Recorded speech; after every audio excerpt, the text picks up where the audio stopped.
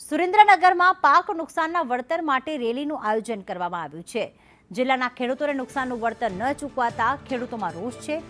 લખતર, પાટડી, વઢવાણ તાલુકાના ખેડૂતોએ રેલી યોજી। પોલીસના ચુસ્ત બંદોબસ્ત વચ્ચે આ ખેડૂતોની રેલી યોજાઈ હતી। કલેક્ટર કચેરીને તાળાબંધી કરવાની ચીમકી પણ તેમણે ઉચ્ચારી છે।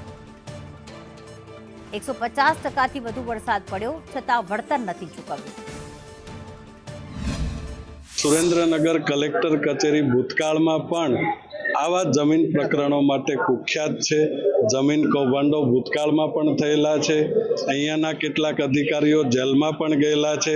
એવું જ કૌભાંડ ફરી વખત આકાર લઈ રહ્યું હોય એ પ્રકારની માહિતી અમને મળી રહી છે, રજૂઆતો મળી રહી છે।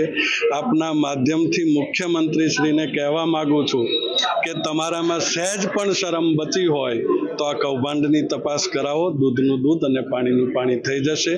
જે ચોમાસામાં વધારે વરસાદના કારણે જે પાકમાં નુકસાની થયું છે એ બાબતમાં જે ઓગસ્ટ અને સપ્ટેમ્બર માસમાં જે અતિવૃષ્ટિના કારણે નુકસાન થયું છે એનું વળતર ઓલરેડી ખેડૂતોને ચૂકવવામાં આવ્યું છે।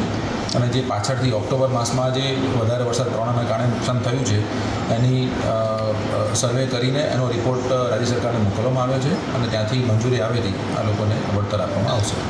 જે તે સમયે જ્યારે સર્વે કરવામાં આવ્યો એમાં કેટલીક ક્ષતિઓના કારણે આજે કેટલાક ખેડૂતોને સર્વે નંબરમાં ક્ષેત્રફળમાં તફાવત આવે છે। એના કારણે એ લોકો ડીએલઆરમાં અરજી કરતા હોય છે। ડીએલઆર દ્વારા અનુક્રમે એ લોકોની ફરીથી માપણી કરીને એનો સુધારો કરવામાં આવતો હોય છે, જેમાં આ પ્રક્રિયા ઘણી લેન્ધી છે, ટેકનિકલ છે, એટલે એમાં ઘણીવાર વિલંબ થતો હોય છે કે અમે બધાને અમે વળતર ચૂકવીશું, પરંતુ આજે 6-8 મહિના થઈ ગયા હજી સુધી કોઈ વળતર ચૂકવવામાં આવ્યું નથી। 80% ખેડૂતોને વળતર ચૂકવવાનું બાકી છે। ત્યારે હજારોની સંખ્યામાં આજે અહીં કલેક્ટર કચેરી આવી અને અમે કલેક્ટરશ્રીને આવેદનપત્ર આપ્યું છે। જમીનમાં આપણી કચેરીની અંદર અંધાધૂંધી ચાલે છે।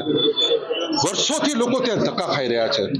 આજે બાપ દાદાઓ વખતની જમીન હતી, જે જગ્યા હતી, એ જમીનની સડ સ્થિતિ આ લોકોએ બદલી કાઢી છે અને ક્યાંક લાગવગિયા અને વગદાર માણસો નાણાકીય વ્યવહાર કરીને પોતપોતાની જમીનો સેટ કરી રહ્યા છે। જે ખેડૂત છે એમની પોતાની જમીન ગુમાવી રહ્યો છે, જે ખોટી માપણી કરવામાં આવી છે રદ કરવાની માંગ સાથે આજે સુરેન્દ્રનગર જિલ્લામાં નૌશાદભાઈની અધ્યક્ષતામાં એક ખેડૂતની રેલીનું આયોજન કરવામાં આવ્યું।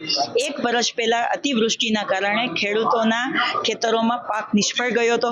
સરકાર દ્વારા એવી જાહેરાત કરવામાં આવી હતી કે જે ખેડૂતોનો પાક નિષ્ફળ ગયો છે એમનો સર્વે કરી અને એમને સહાય દેવામાં આવશે 22,000 થી 44,000।